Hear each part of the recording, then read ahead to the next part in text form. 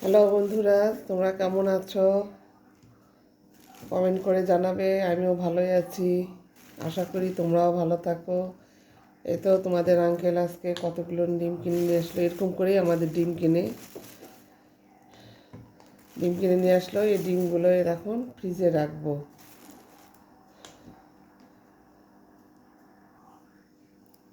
এত ডিমগুলো সব ডালাতে তুলে রাখলাম। এখন ডিমগুলো সাজিয়ে রাখবো সুন্দর করে। তবে একটা কথা যে হলো,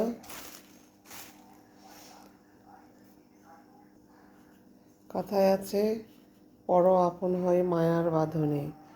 এখন নিজেদের মানুষের মধ্যেই কোনো মায়া নেই, সেখানে মায়া হবে কোত্থেকে?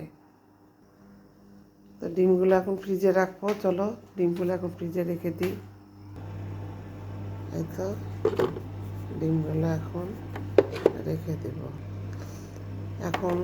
এখনকার সময় নিজের লোকেরা সবাই পর হয়ে যায়। যাই হোক, এটাই বাস্তব, এটাই সত্য। আমার বাপ মা মারা গিয়েছে, কোনো ভাই বোনের বাসাতেও আর যাওয়া যায় না। সত্যকে মেনে নিতেই হবে। তো যাই হোক বন্ধুরা, এই তো আমি ডিমগুলো সাজালাম। এই যে ডিমগুলো সাজিয়ে নিলাম।